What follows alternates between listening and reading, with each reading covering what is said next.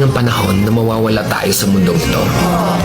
At kapag dumating ang panahon na yun, hindi mahalaga sa kung gaano karami ng pera ang naipon mo sa bangko.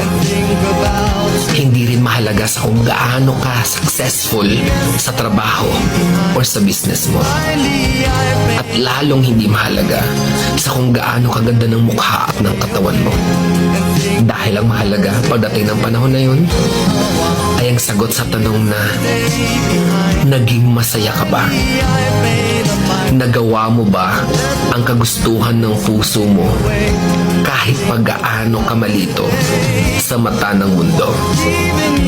Dahil sa huli naman, ikaw naman magdadala ng mga memories na yon sa libingan mo. Hindi naman ang mga tao sa paligid mo. So make sure na bago pa dumating ang panahon na aalis